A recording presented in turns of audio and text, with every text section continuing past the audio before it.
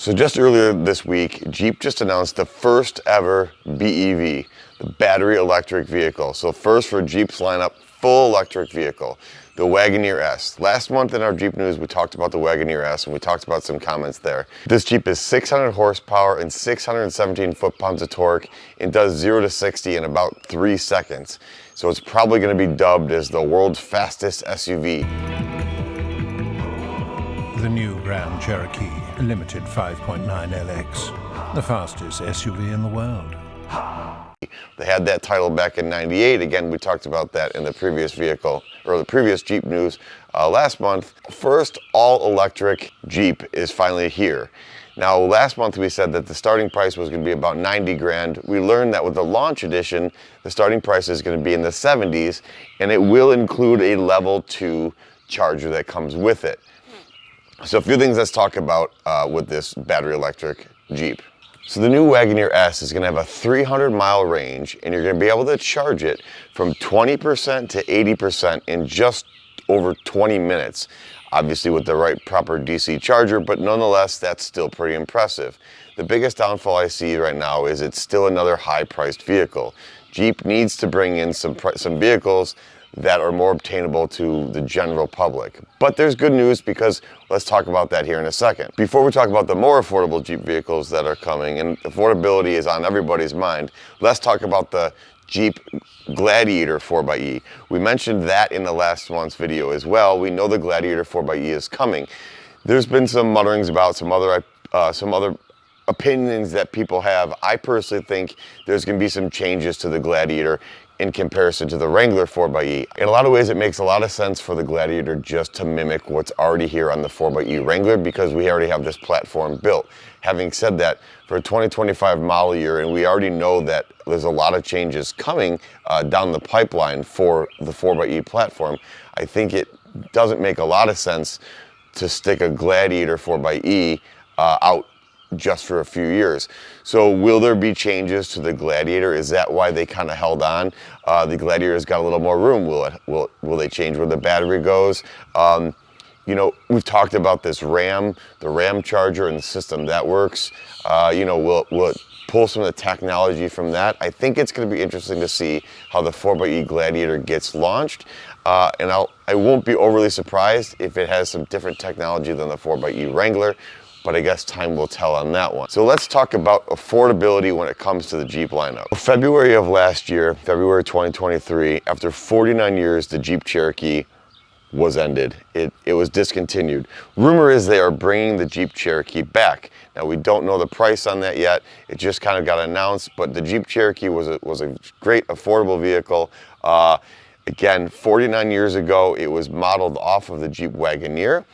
So the history is kind of repeating itself maybe a little bit, but the Jeep Cherokee was definitely a great affordable vehicle, and I hope it does come back because that market, I think, has got a little hole in it as far as the Jeep platform goes. Going back to a full electric Jeep, not in the States, but there is a Jeep Avenger that is for sale, and there is rumor that the Jeep Avenger will be brought to the States. They are estimating that the Jeep Avenger will have a sale price of about $25,000. Now, if that holds true, it would be the cheapest full electric vehicle on the market. Jeep would own that segment. So if that holds true and we do get this $25,000 Avenger, and maybe they'll call it something different when they bring it to the States, but it will be the cheapest full electric vehicle in the market of that size. It'll be cheaper than the Equinox, it'll be cheaper than the Volvo, and it'll be cheaper than the Kia has just announced the EV6, and those are all in the low 30 to mid 30 price ranges. So having a mid $25,000 vehicle is going to be huge, and I really do hope they bring it to the States, because I think the consumers would really enjoy having a vehicle that's obtainable in that under $30,000 price range. If you look at the Chevrolet Trax, you can get a Chevrolet Trax for under $30,000 with heated seats, heated steering wheel, you know, Apple CarPlay, all the amenities, and it's under $30,000. Jeep needs something in that segment, and I think it would be a home run.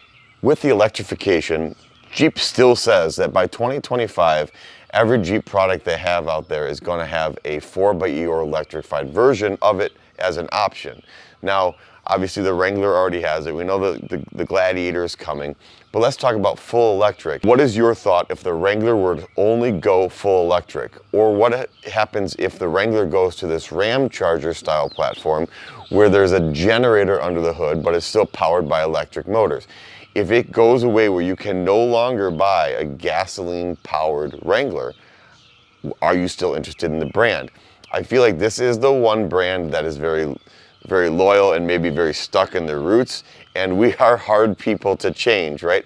I would never have ever considered in a million years owning a hybrid vehicle, or even electric for that matter, but the Wrangler 4xe was a good bridge for myself, and I know I'm not alone on that one, but I personally don't know that I'm ready necessarily for full electric. Having said that, I'm not necessarily full against this Ram Charger style where you have a generator engine under the hood, because the beauty of that is you are never tethered to a cord. You can still just travel about, and you're not waiting to charge somewhere, but you get the beauty of the extra range and economy. Jeep's bringing out the Recon in the next few months. That's going to start at about 60 grand as well. So again, another high dollar vehicle that maybe tries to compete with someone who is ready for full electric and wants something like a Wrangler that you can take the doors off. So I'm curious, what are your thoughts on all these new vehicles that are coming into the Jeep lineup?